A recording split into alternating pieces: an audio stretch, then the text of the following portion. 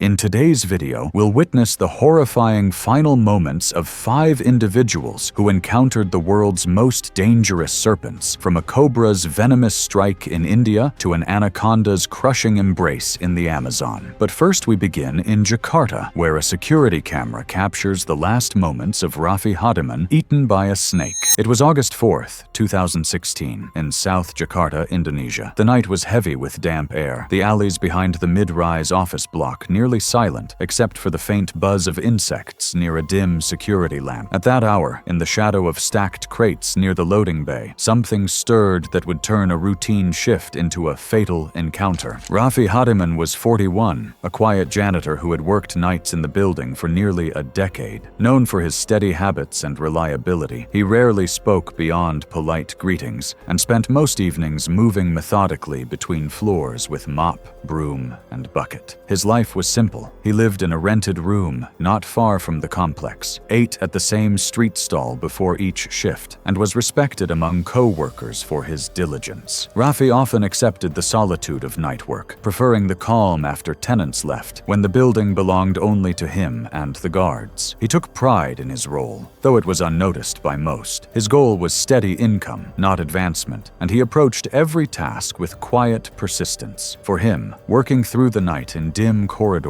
felt ordinary, even when others remarked on strange noises or shadows by the garbage area. The loading dock sat at the back of the building, hemmed in by tall concrete walls and littered with plastic crates, trash bins, and scraps of food waste. Rats had become a regular nuisance, darting across the floor and squeezing through drainage gaps. Guards joked about something big hunting the rats, and just days earlier, grainy CCTV footage had captured a large, dark shape sliding near the garbage bins. Some workers speculated it was a python, a suspicion well-founded. Reticulated pythons thrive in such environments. Native to Southeast Asia, they are the world's longest snakes, often exceeding 20 feet. Though they prefer forests and wetlands, urban sprawl provides cover and prey in the form of rodents. A python this size is an ambush predator, lying in wait near consistent food sources. Its attack involves a rapid strike with recurved teeth, followed by immediate constriction, tightening coils with every exhale of the prey. Death typically comes by suffocation rather than broken bones. That night at the dock, when Rafi carried his mop bucket outside to dump dirty water, he paused briefly at the doorway, glancing towards the stacked crates. The security light flickered, and for a moment the shadows seemed deeper than usual. But treating everything as normal, he then stepped towards it. His routine felt safe, familiar, until it wasn't. At 2:15 a.m., CCTV cameras recorded the moment of attack. The bucket clattered onto the concrete as the python erupted from behind the crates, its body lunging forward with surprising speed. In the footage, Rafi staggered, arms splaying outward as coils locked around his torso. The python wound itself tighter, dragging him sideways to the ground. His kicks struck the floor hard, shoes scraping against the rough concrete. The constriction intensified within minutes. Rafi arched upward, his chest compressed under the snake's coils. His hands clawed weakly at the thick body binding him, but the python folded over his shoulders and neck. The camera captured his legs thrashing in wide arcs, shoes smearing streaks of dirty water across the ground. His struggles grew jerky, interrupted by gasps. The sound of his muffled cries carried faintly into the corridor, but the building remained silent inside. As the few minutes passed, his movements slowed. The footage showed his arms stiffening before dropping heavily against the floor. His legs continued with sporadic spasms, the final reflexes of a body starved of air. The python, steady and unrelenting, adjusted its grip, the thick muscles shifting visibly under the loading bay's dim light. The cameras caught the beginning of ingestion as the snake anchored its jaws onto his scalp before dragging him behind the stacked crates, out of clear view. At dawn, when Rafi's absence was noticed, a supervisor checked the janitor's closet and found his cart untouched. Reviewing the overnight footage revealed the attack in full.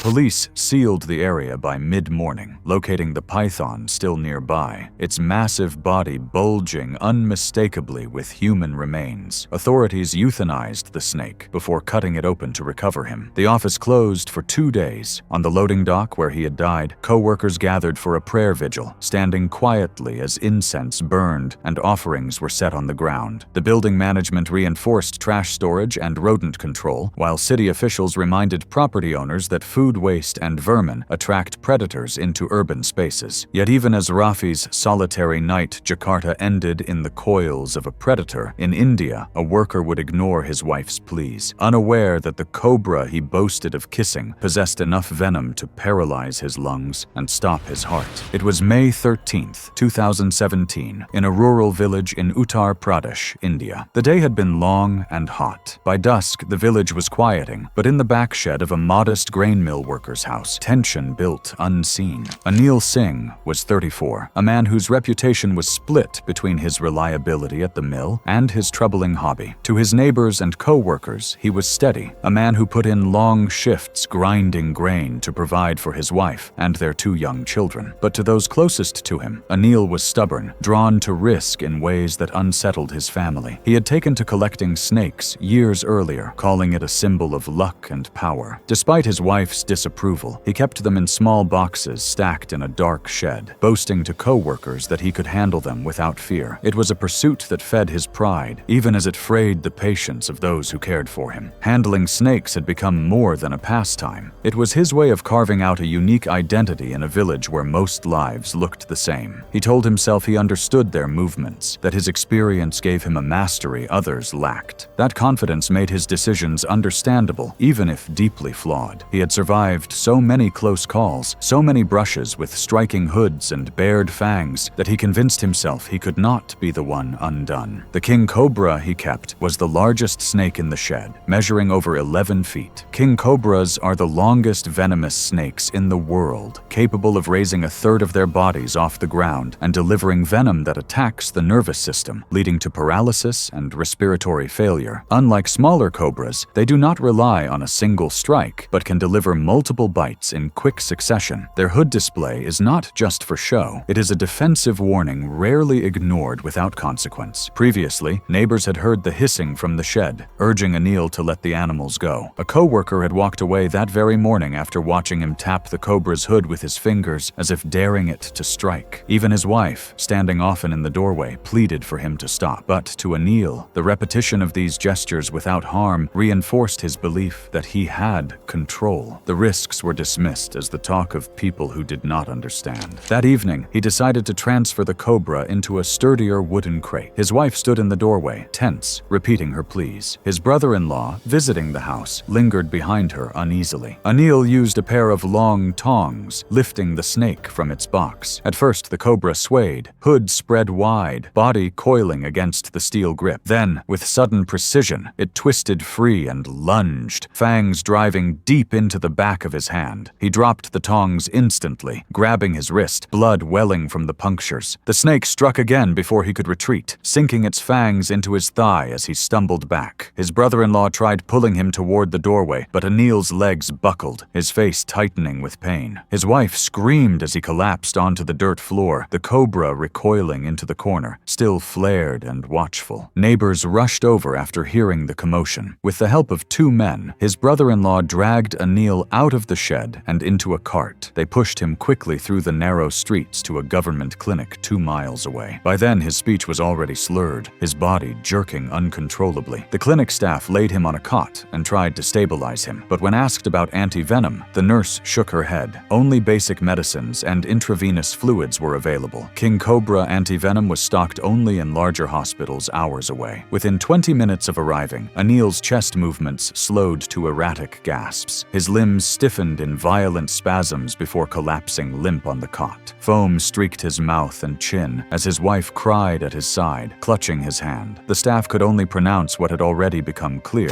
Without anti-venom, there was nothing to stop the poison. He died moments later. The forest department arrived later that week, removing the surviving snakes and nailing shut the shed's doors. Notices were posted warning against private keeping of venomous animals, though most admitted such rules were rarely enforced. For his family, the loss cut deeper than any penalty. His wife abandoned the house entirely, moving with the children to her parents' home, leaving behind the dark shed that had come to symbolize his pride and his downfall. Anil's dangerous hobby ended in the lightning strike of his prized cobra's fangs, and in Florida, a biology student pinned the head of a giant python, not realizing the coils tightening around her chest could splinter ribs easily. It was October 9th, 2013, in the Florida Everglades. The late afternoon light filtered weakly through thick clouds, casting long shadows over the wetlands. The canals were quiet, broken only by the drone of insects and the splash of fish. By nightfall, one of the day's surveys would end in tragedy, a mistake that others had warned against, but that unfolded too quickly to reverse. Laura Martinez was 29, a doctoral candidate at the University of Miami, focused on invasive reptile ecology. She was regarded by her professors as organized and persistent, though her classmates sometimes noted that she carried herself with an edge of impatience. Her notebooks were detailed, filled with data from dozens of Everglades field surveys she had led over the past 2 years. She had built her reputation on being reliable and ambitious, hoping to turn her thesis work into a career with the local wildlife commission. Handling large snakes was not her strongest skill, but she felt that demonstrating competence with field captures was essential for credibility. Laura's weekends were often spent balancing coursework with research trips into the wetlands. She logged long hours in the lab during the week and in the field on weekends, often at the expense of social time. Her motivation was clear. She wanted to show she could manage the dangers of invasive reptiles with the same confidence as seasoned trappers. The October trip was meant to be routine: survey a canal corridor, record sightings, and, if possible, attempt captures for tagging. She was joined by 2 classmates, both of whom trusted her judgment but remained uneasy about the risks. The Everglades that day were heavy with humidity, the air thick and still. Sawgrass bent sluggishly in the faint breeze, and the canal's water, dark with tannin, reflected the overcast sky. The first warning came when the students spotted movement along the bank. The snake was stretched beside a canal, its thick body patterned with dark blotches, head raised slightly above the grass. Burmese pythons, invasive to Florida since the 1980s, can exceed 18 feet and weigh over 150 pounds. They kill by constriction, tightening coils each time a victim exhales, crushing ribs and cutting off circulation. Though unprovoked attacks on humans are rare, any attempt to handle a python of that size carries serious danger. Field guidelines stress teamwork: 2 handlers for the body, 1 for the head, with all members prepared for sudden bursts of strength. One classmate hesitated, suggesting they record the sighting without attempting capture, but Laura argued that they had the opportunity to secure valuable data. The second warning was the snake's size, at least 16 feet, its girth too wide for one person to control. Yet Laura, intent on proving herself, volunteered to go for the head, while the others took the body. The third warning came from the python itself. When they edged closer, it shifted, muscles bunching beneath its scales. Still, they pressed on. Laura lunged, hands clamping just behind the snake's skull, standard procedure for snake capture. For a split second, it seemed secure, but the python bucked violently, twisting its powerful neck free. Its body whipped sideways, knocking one student into the mud before surging back toward her. In an instant, coils wrapped around Laura's torso, driving her to the ground. Her classmates rushed forward, grabbing at the python's midsection, but its muscles flexed with astonishing force. The first coil crushed across her chest, forcing air from her lungs with a wet gasp. She tried to wedge her arms between her ribs and the tightening loop, but another coil locked around her waist, pressing her spine into the ground. Her breaths came shallow and fast, her voice straining in short bursts as the snake anchored her body against the canal edge. The python's head darted past her shoulder as its coils tightened rhythmically with each exhale. Her lips began to fade from pink to blue, her eyes bulging with strain. One classmate dug at the coils with both hands, while the other slashed at the snake's flank with a pocket knife. The shallow cuts leaked blood but did nothing to loosen its grip. The python shifted, tightening higher, a thick loop across her ribs and neck. Panicked, one of the students pulled out a phone and called emergency services, shouting into the receiver as the other fought to free her. Dispatchers confirmed help was on the way, but the location deep in the wetlands meant any response would take time. Laura's face darkened, her movements slowing. The students shouted, their voices breaking, but the only sound from her was a strained rasp as her chest collapsed inward. Another coil cinched her throat, tilting her head sideways. Her body convulsed briefly, then stilled, pinned beneath the crushing weight. The knife struck again and again, deeper this time, until the python recoiled slightly, its grip faltering. It slackened just enough for the classmates to pull her partly free, but by then she showed no signs of life. Arms limp, chest immobile, skin blanched. Emergency vehicles finally reached the canal edge nearly 40 minutes later, paramedics splashing through the sawgrass to where the students waited. Their equipment and compressions made no difference. Laura had been gone for some time. Her life ended long before help could arrive. For her classmates, the aftermath was immediate and scarring. Their accounts, recorded in incident reports, were consistent. The capture had been rushed, warnings ignored, and once the python coiled, the outcome was beyond their ability to reverse. In the weeks that followed, neither returned to the field. One withdrew from the graduate program entirely, while the other completed coursework but refused to take part in further surveys. The university later included the incident in field safety briefings, citing it as a case study on the consequences of overconfidence during animal handling. However, even as Laura's scientific ambition ended in disaster, in Myanmar, a farmer would ignore warnings, stepping barefoot onto a wet embankment, resulting in an agonizing hour of convulsions and internal bleeding.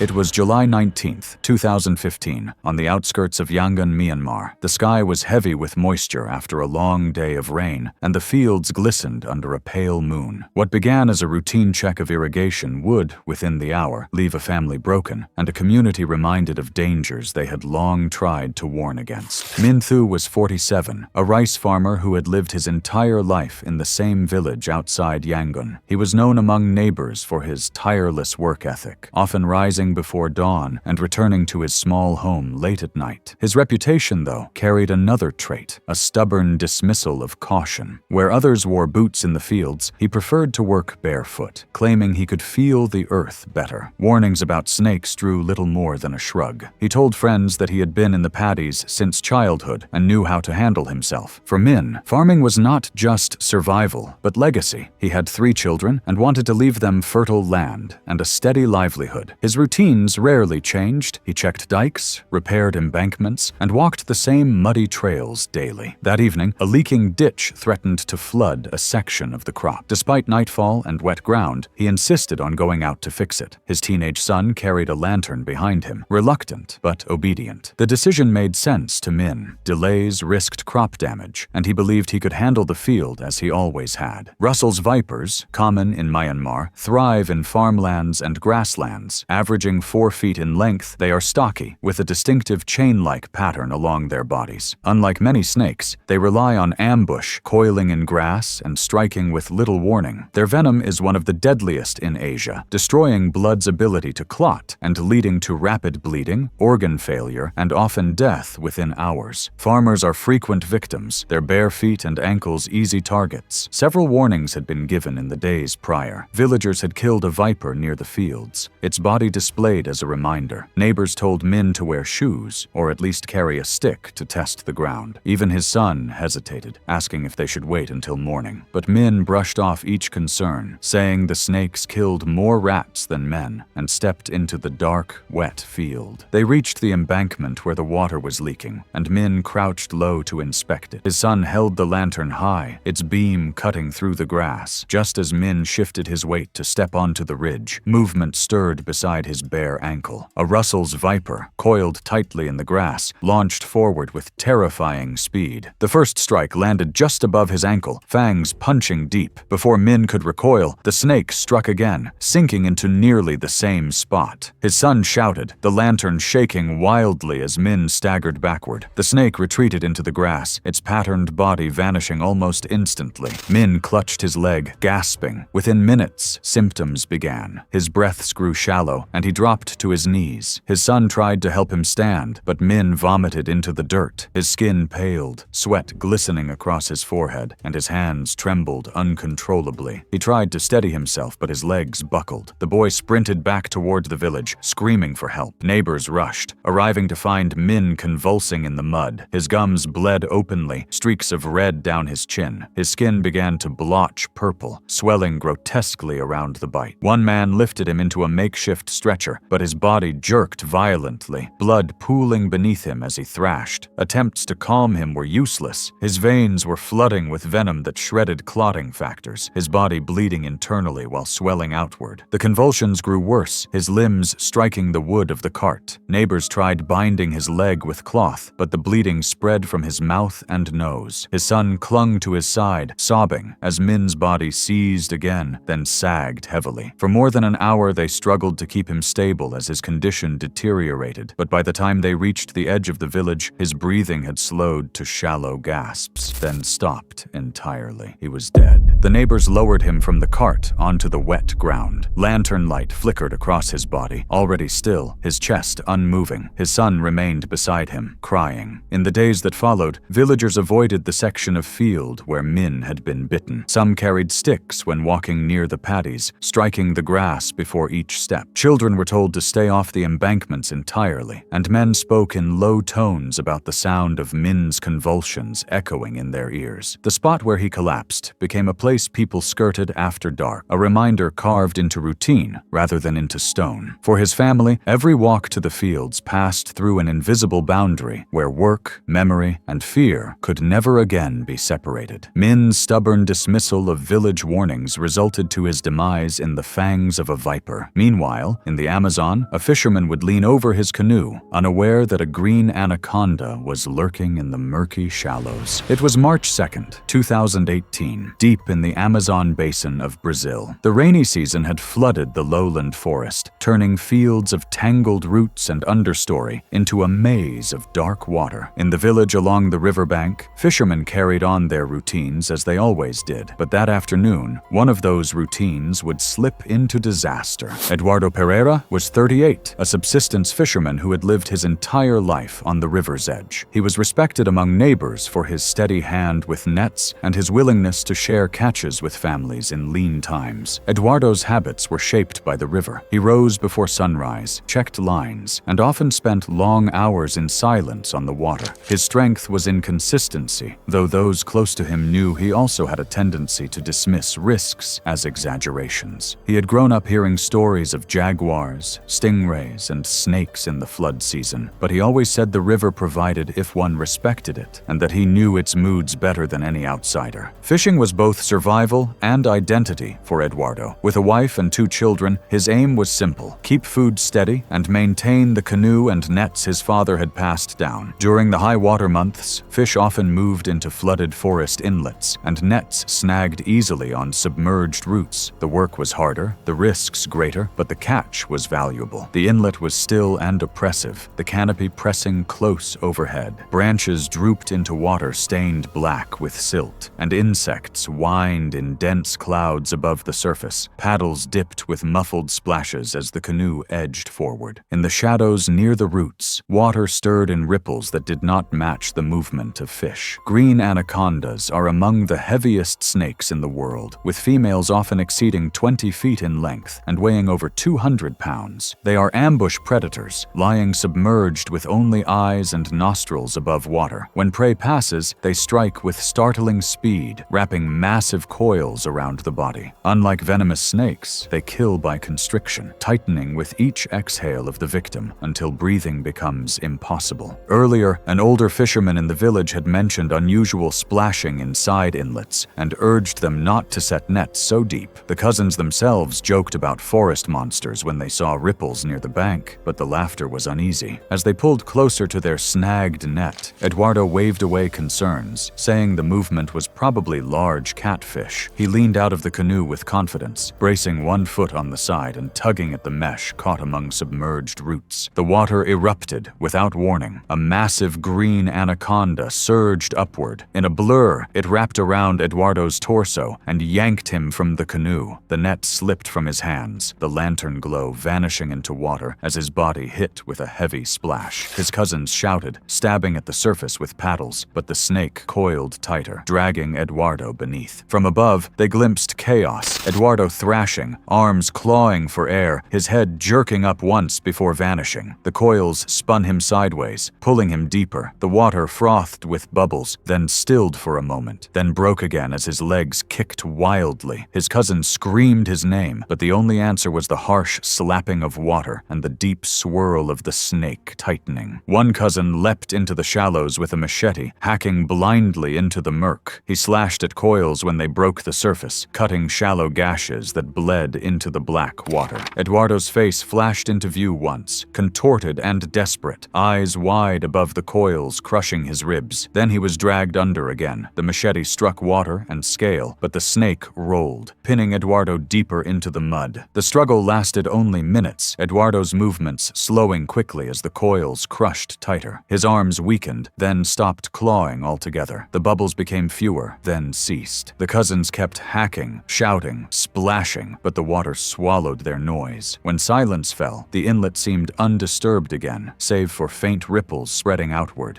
The snake's bulk disappeared into deeper water, carrying Eduardo with it. They waited, terrified, until at last the surface calmed entirely. Hours later, they returned with other villagers, probing with poles and dragging the area with hooks.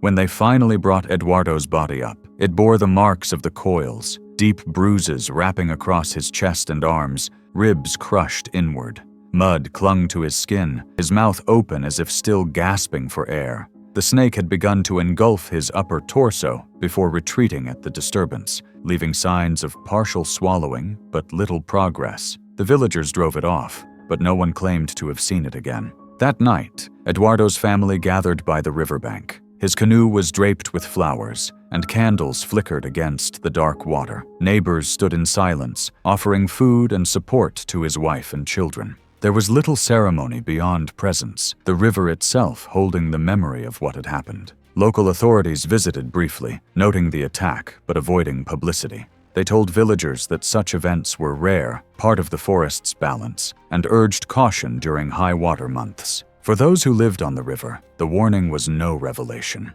They already knew the risks, and they knew Eduardo's death would be remembered less as an anomaly and more as another proof that even experience and confidence could falter against the hidden power of the flooded forest. Thanks for watching. If you're into stories where humans fall prey to apex predators, click here for more.